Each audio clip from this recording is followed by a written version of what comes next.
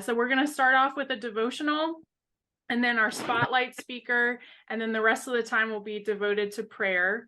And I'm excited to announce we have Pastor Norman Brown with us today of Jireh Ministries. He's such an incredible pillar in our city of wisdom and just spiritual insight. He's got a development corporation and was just featured in the news with his community garden. And Pastor Brown, you've got a lot of wisdom to share. Would you please take the floor? Sure. Thank you, Ursula. It's good to see everybody here. I also emailed to Ursula my notes. So if anyone, because I'm pretty sure I'm not going to be able to get finished with everything, but if you want my notes regarding this particular subject, feel free to reach out to her. The title I've given this is Affordable Housing in Ohio According to Kingdom Principles. Ursula wanted me to look at Acts chapter number 17, verses 26 and 27, where it says, "For one man he made all the nations that they should inhabit the whole earth, and he marked out their appointed times in history and the boundaries of their lands. God did this so that they would seek him and perhaps reach out for him and find him, though he is not far from any one of us." So the question I have regarding this, what is God's vision for housing? What is the role that we play in realizing this vision? If you look at Micah chapter number 4, verse number 4, it says, "Everyone will sit under their own vineyard and under their own fig tree. No one will make them afraid." And so we have scriptures in the Old Testament where it promises everyone to have a place of rest, a place of ownership and safety and abundance. That's documented in 2 Kings 18 and 31, in Isaiah 31:16, and Zechariah 3:10. These are, as well as other scriptures, are encouraging for us to have a place that we call our home. There's a theology in the scriptures of housing and home ownership that is necessary for us to bind together as a lens of one having home ownership. The scholar Walter Bergman, he makes the comment regarding the issue of housing and owning land, where they're tied together. Housing and land are tied together. In the Old Testament, he says, was concerned with place-specific real estate that was invested with powerful promises. Israel's fortunes between landlessness, wilderness, and exile, and landness, and the latter is either as a possession of the land or anticipation of land, or as a great relief of loss of land. In the book of Isaiah, brothers and sisters, in chapter number 65, 21 and 22, it gives us a glimpse, a lens of God's intention of land, and where it gives us an idea. There's a blueprint. My background's in architecture, so I'm always looking at designing blueprints for an ideal city where all the houses are located and there's no gentrification or displacement, where Isaiah says, "They will build houses and inhabit them. They will also plant vineyards and eat their fruit. They will not build and another inhabit. They will not plant and another eat." So there's promises that God has in the scriptures of ownership in housing and owning land. At times, there are times of disobedience that we see in the lives of the Israelites because of the breaking and violating his laws and his commandments. He calls them to lose their land, but yet he still has a promise still tied to his mind of covenant that he had with Abraham, that eventually he would bring his people back to home ownership. That narrative is still available to us today in 2023. Homes were built on land. We cannot discuss homes without discussing land. That's really important. Land, according to scripture, is tied to home ownership. We must view land as being something that is being stewarded, where we're governing God's laws and being obedient to his commandments. We also recognize that there's a particular pattern in the corner of the scriptures that is documents for us, that the first sin that we see in the book of Genesis resulted in marred land. We also see that there's a dispute between Abraham and Lot, where land was separated between them. We also see that because of Sodom and Gomorrah, there was a land that was wasted because of their poor stewardship and neglect. That's in Ezekiel 16, 49 and 50. Joshua gives us the ability of equity, of dividing the land throughout for all the 12 tribes of Israel. So land and home ownership is still available to us today, and that should be our passion, because I like Flintstones. We should make that available to Fred, Barney, Pebbles, and Bam Bam. We should be working our way of kingdom principles to make sure that we empower them to all have home ownership and own their own land. Sabbath, according to Deuteronomy 15 and 4, talks about where God provides purpose on the Sabbath laws, where it's really important for us, for people not to become the poor anymore. So when you become homeowners, when you begin to own land, it's to bring you out of poverty. From a personal narrative, I knew my family, we lived in the projects that they call Windsor Terrace here in Columbus, Ohio. But my family became empowered that one day, my mother, at age 41, we went through a whole bunch of classes, and she became a first-time home buyer at age 43, would transform our entire family unit by her able to become a homeowner. It empowered our family to have vision and purpose and destiny. There are many other things that the scriptures that gives us regarding Sabbath rest. We also know the narrative between Ruth or Naomi. The day came into place of Sabbath rest by owning land. There's an idea that we need to recognize, that community land trust is still available, not only in the scriptures, but it's still available to us as well. According to the scriptures, community land trust was always tied in Jubilee.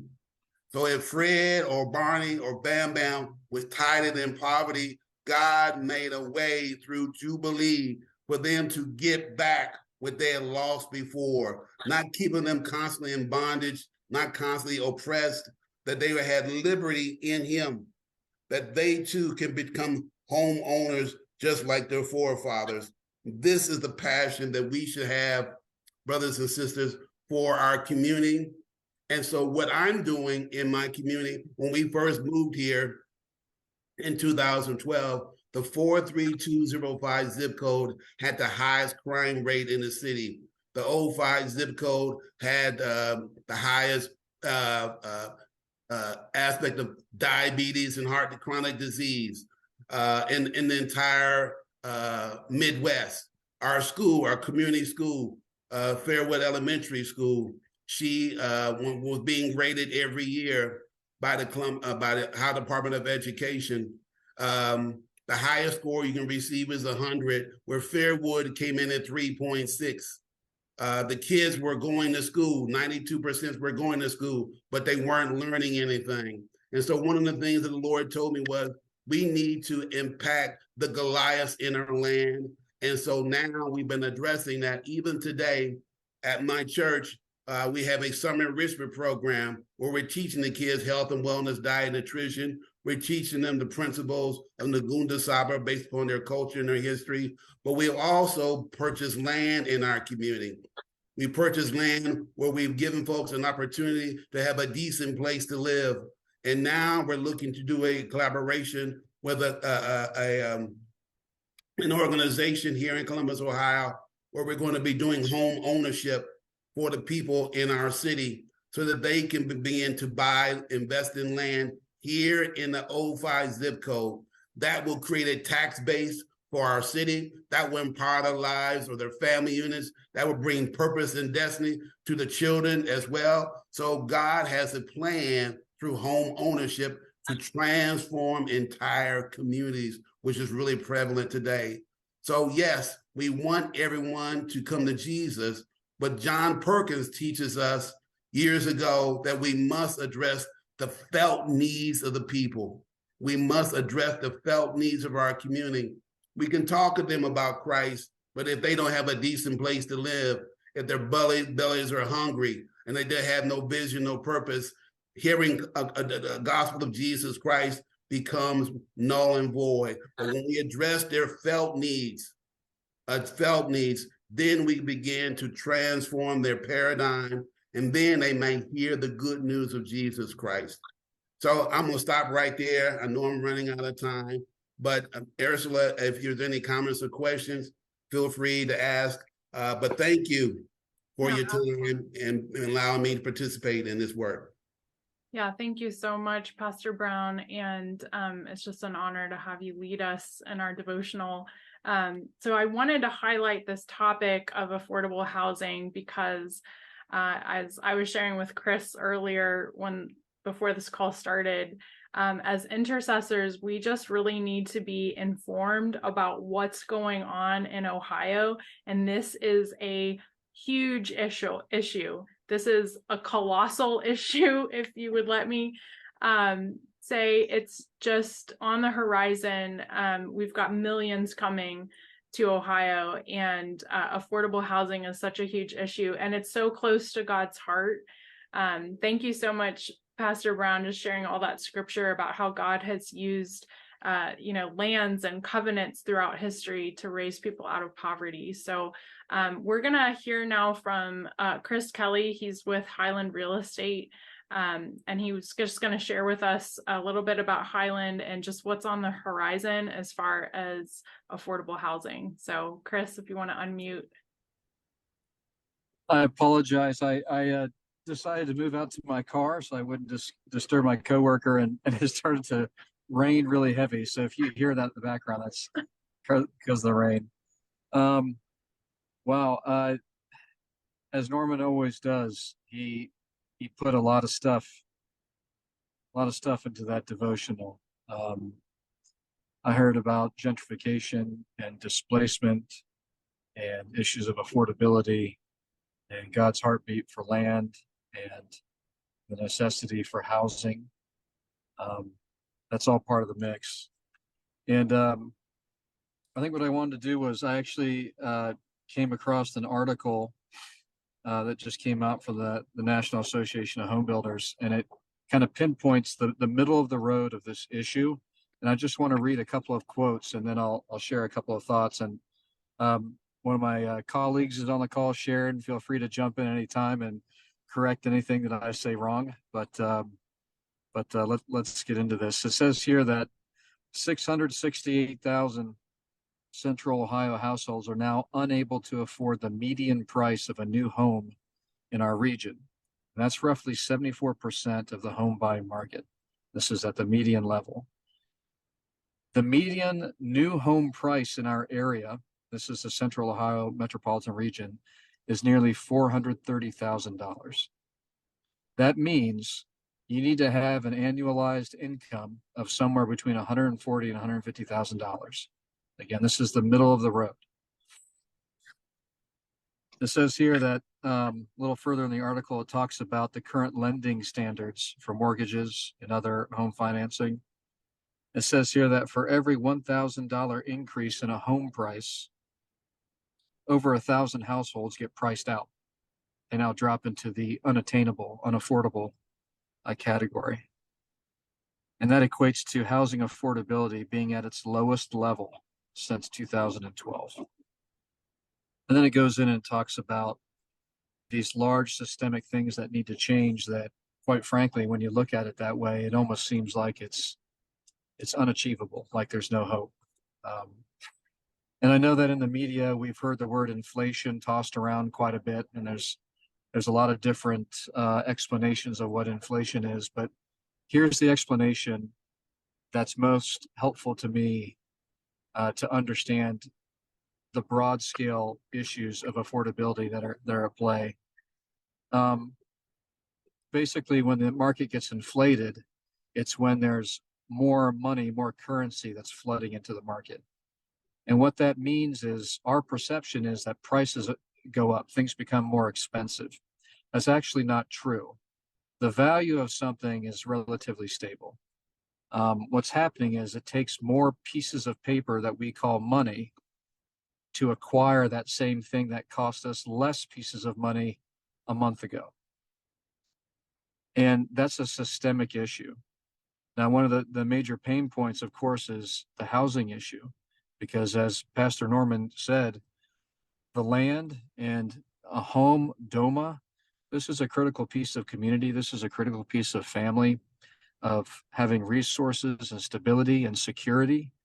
And it's nearly impossible to generate any stable base of wealth building within a family, let alone having the platform to pass on that wealth from a legacy perspective. So folks that can't get into an affordability space, an attainability space for housing, they get trapped in a cycle where they can't get stability, they can't get security, they don't have resources, and they can't pass it on to their children or other members of their community. And that's true for not just housing, it's clothing, it's food, it's school supplies, it's everything, because the entire market is inflated. So when you start to pull back and you think about just how broad and systemic these problems are, there's this growing dialogue about what's called the missing middle.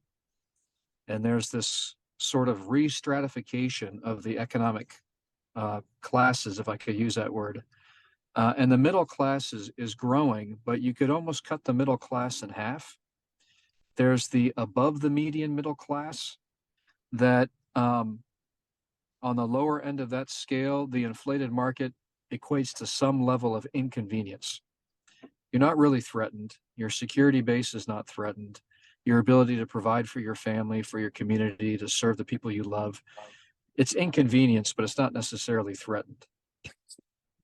But the stratification that's at that median level and goes lower, there's a pressure, there's a burden, there's a tension that continues to grow. There's a trickle-down effect. And so if you're a person, if you're a family that was already struggling with resources and you're in an inflated market, that struggle just continues to intensify. And that's where the problems go from a problem to multiple problems to things that completely wipe out families, wipe out communities. So what can we do about these things? I've been thinking about this for a while. I've been praying about it in different ways. And this may seem like a strange approach to this because as a professional, I'm an operator. I like to go get stuff done. You know, I line up a list of things to do and I just start working that list. And in a way, my faith can go off course because I start to put my faith in the things that I'm doing. And oftentimes it feels like you're just chipping away at a giant iceberg. At the end of the day, it's real life people, families and communities that are struggling. And so my prayer is for them. My prayer is that people would grow in personal wisdom before the Lord, that communities would grow in shared wisdom and shared help, that their eyes would see and their ears would hear from the Lord. Because if you look at the problem, if you look at the world, I don't know about you, but I become overwhelmed. I become full of despair. I lose my hope. But then I turn back to the Lord and I talk to the Holy Spirit and I realize He's still sovereign. King Jesus is still ruling and reigning from the throne, and none of this is taking Him by surprise. And as much as He cares for that little sparrow, He cares for each and every person in our neighborhoods and communities, the single moms, the parents, the families that are struggling, the kids that are struggling. He cares for all of them. He grieves for all of them. And He's working on their behalf too. So on the one hand, I do the earthly work that I can, as much as I can, whenever I can. And on the other side of that, I trust in the Lord. I trust in His sovereignty for all of it, because He's the one that solves it all. And ultimately, when Jesus comes back, all these broken things will be set right.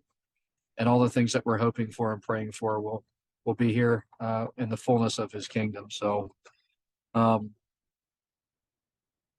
I think that's my thought for today. It's kind of my thought for every day, actually. And that's what I pray about.